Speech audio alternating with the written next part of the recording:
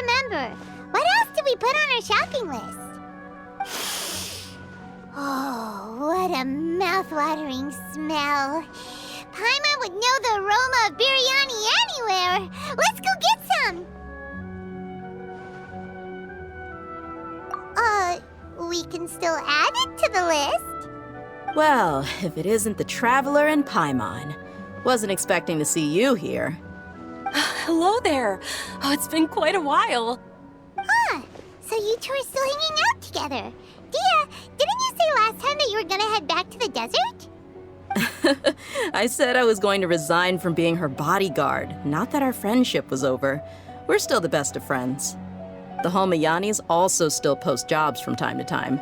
Their pay is always generous, so me and the other mercs never pass them up. I told Dehya to just stay at our place when she took one of those jobs a few days ago. My parents were delighted. They even said that it always felt like we were missing someone whenever Dehya wasn't around. That sounds like something they would say, all right. They're always so welcoming. Anyway, the job is already taken care of, so I was gonna head back to the brigade as soon as I finished a little shopping. But the master kept insisting, and I ended up staying for another day. You can stay for as many days as you want, Dehya. Father hasn't even gotten around to treating you to his best dishes yet. You know I'm not the kind of person to stay put in one place like that, my lady. Don't worry, though. There'll always be next time. But she said they'll treat you to the best dishes! I can't believe you can still refuse that! But wait, didn't you say last time that you would take me on a trip to the desert? Why don't you just take me with you today, when you leave? There are so many places I still haven't visited yet. I'm sorry, my lady, but no can do. There's still a few things I need to take care of back at the brigade. Besides, the desert hasn't exactly been the most peaceful place lately. Oh, come on. Not this again. That's also what you said last time and the time before that. I know, I'm sorry. Just give me some more time, and I promise I'll plan the best trip ever for you. All right, fine. To be perfectly honest, it's not that I wanted to go, it's more like I feel like something is off about you lately. Ever since you first set foot on the estate a few days ago, you've been acting anxious and even paranoid. Have you been delaying our trip because you've run into some kind of trouble? Nah, are you kidding? You're worrying too much. Would you swear on that? Friends shouldn't lie to each other, you know. I wouldn't pry any further if you're willing to swear on what you just said. But if something really is bothering you, then just tell me. You know I'll help you however I can. Oh, looks like Dunyarzad was onto something. You're too perceptive, my lady. Seems I can't hide anything from you. I just thought that nothing good could come out of telling you about the messy happenings of mercenaries. Knowing too much only leads to more trouble. Mercenary life is a dog-eat-dog world where Mora reigns supreme. Everything operates on a completely different set of rules. That doesn't change anything about what I just said, though. We're still friends, and I can only support you if I understand what's bothering you. My lady, you're not gonna stop until you drag it out of me, are ya? All right, I'll share what I know. Let's go somewhere else first. This isn't exactly the best place for a discussion. Okay, let's talk here. Just try not to draw any extra attention. As you may already know, the Eremites have both a lot of mercenaries and a complex organizational structure. Many mercs are no different than me, just going around looking for jobs to earn some mora. My brigade is called the Blazing Beasts. We're not a large group, but every member is loyal and brave. However, not all Eremite brigades are like mine. Some are willing to cross all kinds of lines for the sake of mora. The most notorious is a faction known as Deshret's Relics. Deshret's Relics? Judging from the name, they must really look up to... Yep, you got it. I've heard that you've already crossed paths with Ain al-Akmar. They're one of the groups under the Relic's banner. Oh, you mean the group that tried to sell us the Divine Knowledge Capsule.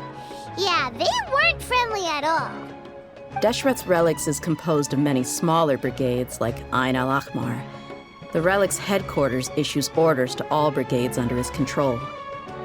On any other day, I would want nothing to do with them. Unfortunately, though, the brigade that's stirring up trouble now is none other than Dakan al-Ahmar. Dakan? I think it means beard or something. Believe me, it's a really stupid name. I found it insufferable for years. Anyway, the real issue is that Dakan al-Ahmar is led by my father, Kusela. Say what now? I think I'm starting to understand your anxiety now. But what did they do? I won't go into details, my lady, but they've been involved in a lot of violent incidents. We're talking hundreds. Hundreds? Yep. The scenes tend to be quite gruesome, too. They strip the victims of all their valuables before murdering them. Not only have they targeted merchant caravans and ordinary citizens, but other mercenary brigades as well. That's beyond terrible. They won't even spare their own kind. I don't know how Deshret's relic sees it. All I do know is that Dakan al-Ahmar has become more and more aggressive over the last few years. If I don't do something about them, then even my brigade or the people of Aru village could become their next target. I just wish I knew what's driven him to do this. Yeah. How can your father do such terrible things? I don't know. People change. He's always been pretty pathetic. But at least in the past, there were still a few lines that he wouldn't cross. That's setting the bar pretty low. I mean, if he was even remotely decent, then why would I have to leave the brigade and cut all ties with him? He was loud and foolish, with no real sense of purpose. Instead of doing anything useful, he spent most of his time drinking and chasing after women. Of course, the other brigade members were just like him. Their ruckus would go on night after night. Sounds like a nightmare. What about your mother?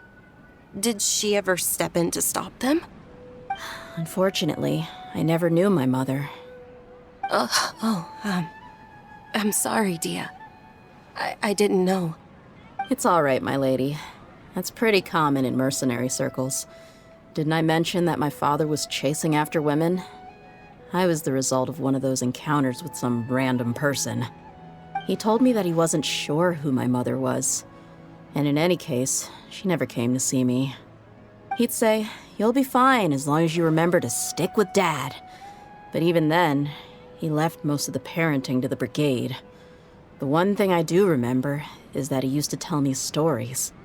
But the problem was that he had terrible taste. He only knew a few stories, and even those tended to be pretty stale. They were tales of desert warriors defeating dragons in the forest, or stories of mercenaries rescuing princesses from rebel armies. Sounds like your typical fairy tales. More or less, yeah. They were interesting maybe the first or second time around, but after about 20 repeats, they started to get a little dull. He seemed to think those stories were the best things ever, though. He was so into them that he'd call the whole brigade over and make them perform the whole thing as a play. Even the toys he gave me would all be story props. I'd get helmets, shields, and toy swords. It was only much later when I realized that the shows were more for him than they ever were for me. What an interesting guy.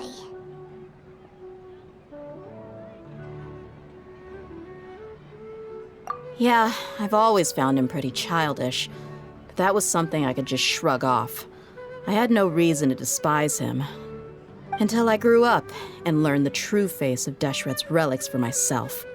Looting, blackmail, violence, and fraud. They not only accepted such heinous acts, they would even openly boast about them. No one in the brigade was any kind of hero. Instead, my father and his cronies were more like the bad guys that needed to be taken down. Did they really think that as long as they didn't do any of that stuff right in front of me, I would never know? I think I can understand your feelings. The difference between perception and reality must have hit hard. Yeah, but don't worry, my lady. It's all water under the bridge to me now. I had a huge argument with my father and left that place behind for good. I'm not investigating them due to any bitter feelings I still have towards my father. I just want to protect those that are close to me.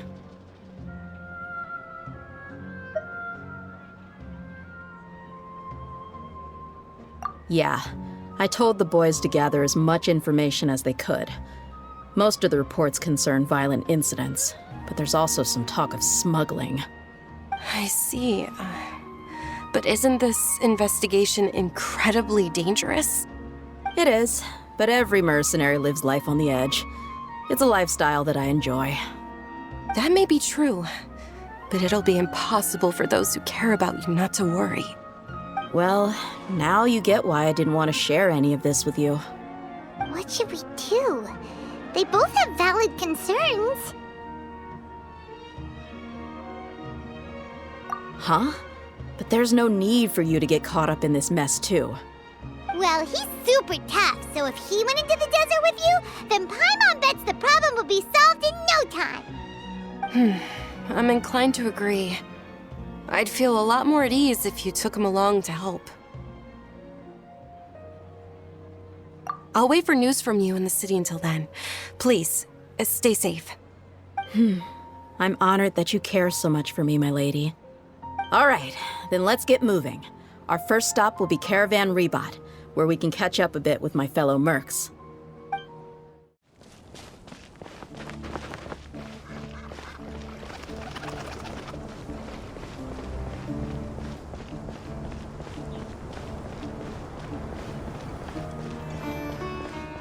Because things are so, ergo Should they be are able to get such. some cheaper spices this time.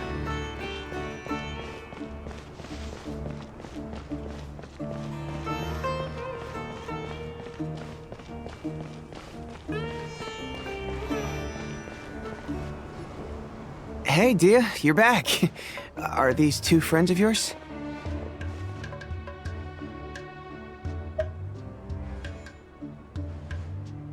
Oh, so you've already become like one of us then? Well, that's good to know. Anyway, since we've got newcomers, let me fill you in on what the Khan al-Ahmar has been up to lately. They've become extremely aggressive. Apparently, even their own now have become acceptable targets. They even attack other relics brigades, just the same as any other mercenary brigade. Even the most ferocious beasts still protect their own. But it sounds like they've thrown that straight to the wind. That's right. Once they've collected enough loot off the other mercenaries, they sell it off to a different brigade, or turn to merchants on the black market. A portion of their profits is immediately exchanged for more food and weaponry to be used in their next violent operation. That's terrible! Yeah, and it really makes you wonder why they're so desperate for Mora. A few days ago, Isham and I trailed them for a while, and even disguised ourselves as merchants to conduct trade with them. We were able to learn a few things from the exchange. Rather than saying they're out to plunder and hoard Mora, it'd probably be more accurate to say that they're experiencing an internal power struggle. Wait, a power struggle? You heard me right. The vast majority of their victims are mercenaries from the other brigades of Deshret's relics. If their only goal was Mora, they could have gone after anybody. The targeted nature of their attacks points to a power struggle between the different brigades within the relics. That's the only plausible explanation we have. Unfortunately, we weren't able to find out anything more specific. It seems they're also trying to keep things under wraps. Oh, one last thing we discovered was that over the past few years, as the Khan al-Ahmar became more and more active, Deshret's relics as a whole became a lot weaker.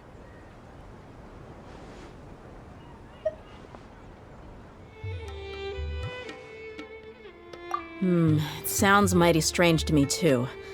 Haroon, you can leave the rest of the investigation to us. Gotta say, though, I didn't expect you to go on a whole undercover mission during the few days I was gone. Sounds like you were really putting your necks on the line, no? Nah, it was nothing. We're just as concerned about the situation as you are. The Khan al-Ahmar is your father's crew, after all. What he said.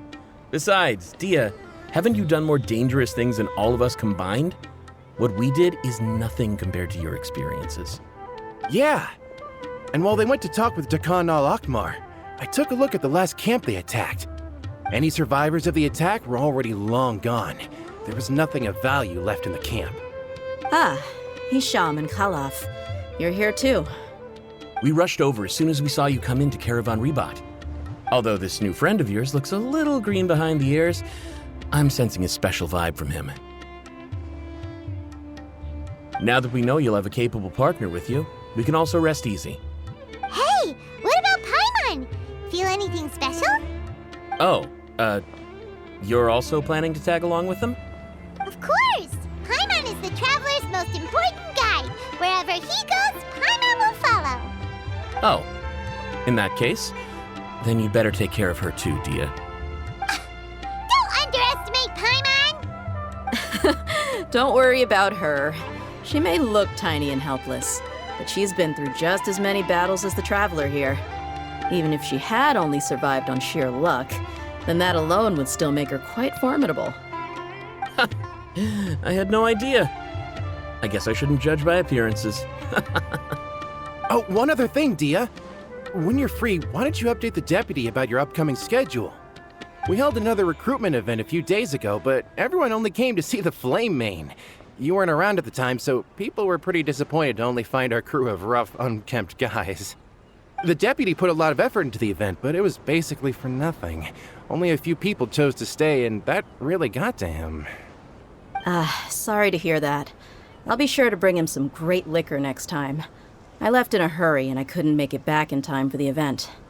Gotta admit, I can understand their disappointment, though. You're our brigade's main selling point, after all. Now, if only the deputy could figure out a way to bring a few more smoking hot members into our ranks. Keep dreaming. Remember the last time I invited a couple gals into the brigade? You all just froze up with your mouths gaping like a bunch of scarecrows. The awkward silence and weird expressions left quite the impression on them. They were originally interested in joining us, but after that, they both told me they were too uncomfortable to stick around. Hey, didn't we agree to never bring that up again? Huh? Wait, are you serious? Why have I never heard about this?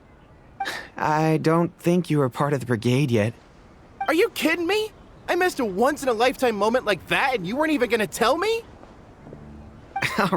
All right. We can tell you about it later. Now's not the time. Hey, don't you try to change the subject. You and Hisham get your butts over here and tell me everything right now. Are they always like this? More or less.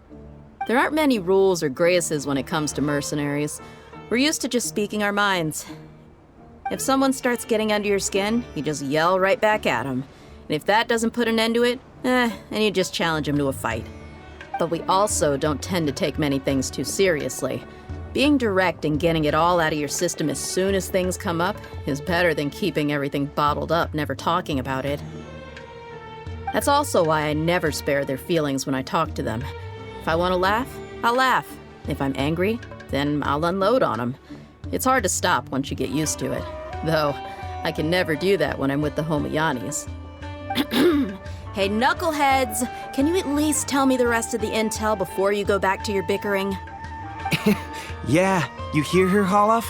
Told you we gotta focus on the investigation first. I drew up a map. Right here is the spot. There you'll find the merchant caravan responsible for getting rid of Dakan al-Akmar's looted goods. All you gotta do is wait and ambush them in the evening. They'll have no idea what hit them. Perfect. Thanks for that. Be sure to pass my regards to everyone else in the brigade as well. Will do. You stay safe, Dehya.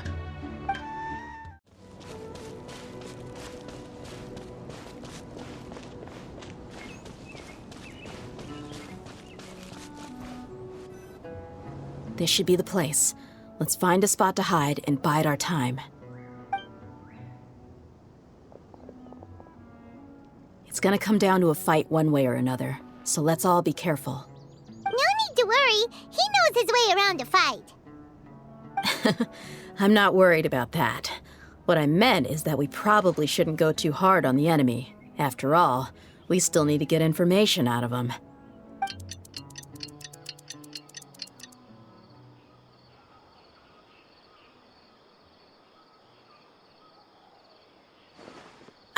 Here they come. You ready? Let's not give them a chance to react and end this quickly.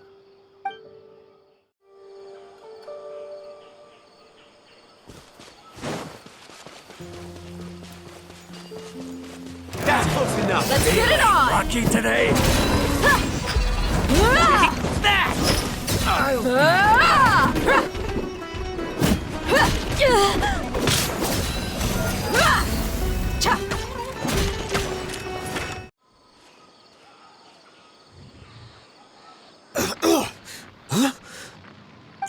You're the Flame Main. Good. That saves me an introduction. All right, time for a little talk. Are you buddies with Dakana Lakmar now? Tell me, what are they after? You know the code of being a mercenary just like everyone else. The first rule is to never divulge key information about our employer. What makes you think I'd talk? That might have worked on an amateur, but I know you're just looking to protect your reputation. Think about it, though. What's your reputation worth if you won't have the other tools you need to succeed in this line of work? Tools like, I don't know, your limbs or eyes? You've got 5 seconds. You might want to think twice about how much your employer's information is worth to you. Whoa!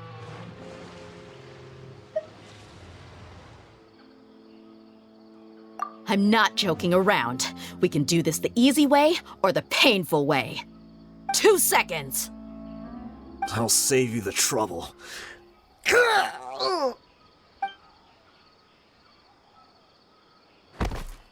Huh? Are you crazy? He tried to bite off his own tongue. Quick, search the area for any first aid supplies. I definitely didn't expect him to go that far. Thankfully, the wound wasn't too deep, and he just passed out from the pain. But why would he be so extreme? I just wanted to test his mettle. You can get a lot of mercenaries to talk just by threatening them. I didn't expect him to be willing to go through so much pain just to deny us some intel. Well, he's out cold for now. We could wait for him to wake up, but maybe it's not a good idea to interrogate him any further. What should we do? Yeah, don't worry about it. It'll be a waste of time to interrogate him again after that. He might just hurt himself again if we start asking. There are lots of goods around here. Let's search the area. Maybe we'll be able to find something. I'm really sorry.